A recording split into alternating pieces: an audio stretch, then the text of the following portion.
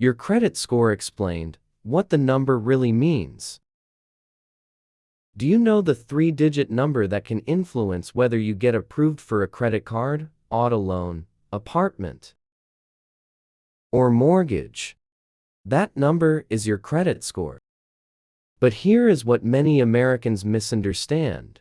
A credit score is not a grade handed to you by one bank. And you do not have only one permanent score. The three major credit bureaus Equifax, Experian, and TransUnion collect information about your credit accounts. Scoring companies, including FICO and VantageScore, use those reports to calculate scores. The number a lender sees can vary by bureau, scoring model, loan type, and even the day it is calculated. Think of your credit report as the financial record and your score as a risk estimate built from that record. A lender is asking, based on this person's history, how likely is the money to be repaid as agreed? Most commonly used consumer credit scores run from 300 to 850, with the standard FICO score below 580 is generally poor. 580 to 669 is fair. 670 to 739 is good. 740 to 799 is very good. And 800 or higher is exceptional. Those labels are not universal approval rules. A lender may also consider income, employment, debt, savings, down payment, and the type of loan. Your score matters, but it is not the entire decision. Imagine someone checks an app and sees a score of 596. Is that good or bad? Under standard FICO ranges, it is fair. It does not mean the person can never borrow. It may mean fewer choices, a higher interest rate, a smaller credit limit, a larger deposit, or more expensive loan terms. That difference can cost real money.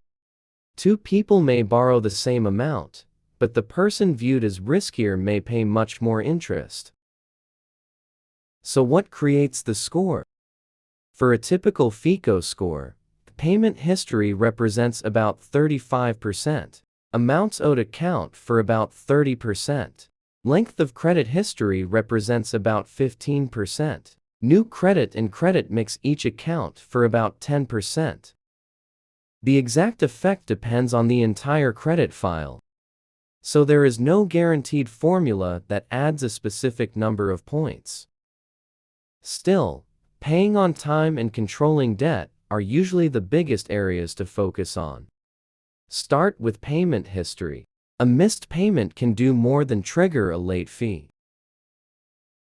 If an account becomes seriously past due and is reported to the credit bureaus, the damage may remain for years. Recent late payments can be especially harmful because they suggest the borrower may be struggling now. The best defense is to create a system before a payment is missed. Set up automatic payment for at least the minimum due. Add a reminder several days before the deadline. Keep enough money in the payment account to prevent an overdraft.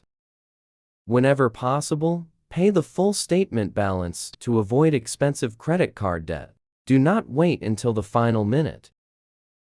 Online cut-off times, bank problems, or a forgotten password can turn a planned payment into a late one. Your due date also does not have to fight against your paycheck forever. Many creditors may allow customers to request a different due date. If you are paid on the 1st and 15th, but major bills arrive before your paycheck, call the issuer and ask whether the date can be moved. Aligning bills with income can make cash flow easier to manage. But changing the date is not the same as fixing the habit.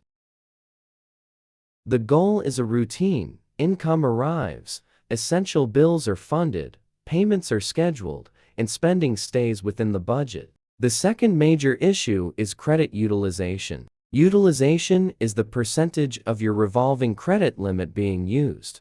If a card has a $10,000 limit and the reported balance is $8,000, utilization on that card is 80%. Even without a missed payment, a high balance can signal heavy dependence on borrowed money. Paying balances down can help. Paying the full statement balance every month is better for avoiding interest. You may also pay before the statement closes, so a lower balance may be reported. But never spend more because a larger limit is available. Lower utilization is generally better, but there is no magical percentage that guarantees a certain score.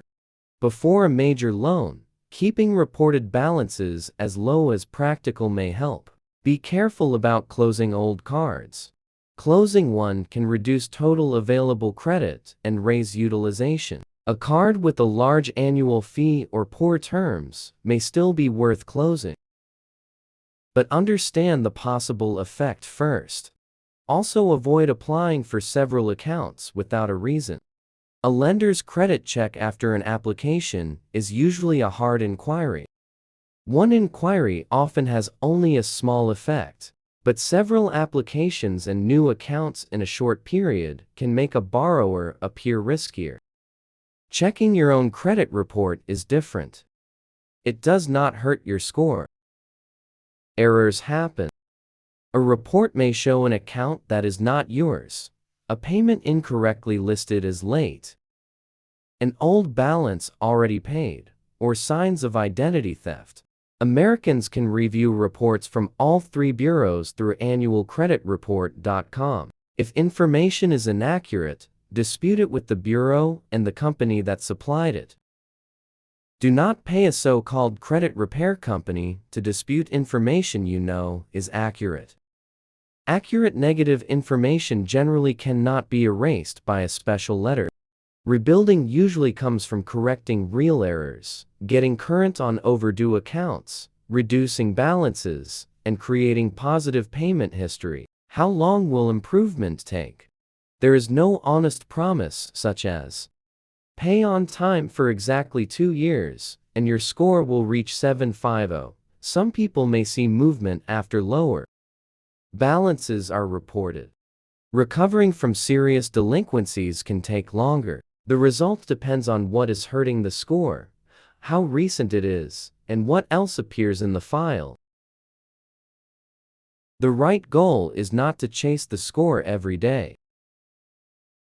The goal is to become a lower-risk borrower in real life. Pay every bill on time. Keep card balances manageable. Avoid unnecessary applications. Preserve older accounts when it makes financial sense. Review all three reports. Correct errors. Contact lenders early when you cannot pay instead of ignoring the problem. And remember, carrying a balance and paying interest does not prove you are responsible. You do not need to stay in debt to build credit. Responsible use followed by on-time payment is what matters. Your credit score is not a measure of your intelligence, character, or value as a person. It is a financial risk tool built from reported data. But because that tool can influence borrowing costs, housing, and everyday financial opportunities, you should understand it before you need it.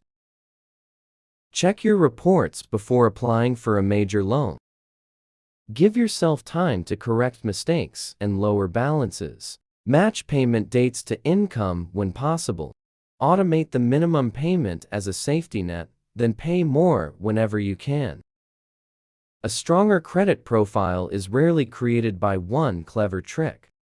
It is created by repeatable actions performed month after month. Know what is being reported. Pay what you owe on time. Use less of the credit available to you. And make your history. Tell the story you want a lender to hear. This person plans ahead, manages debt carefully, and keeps financial promises.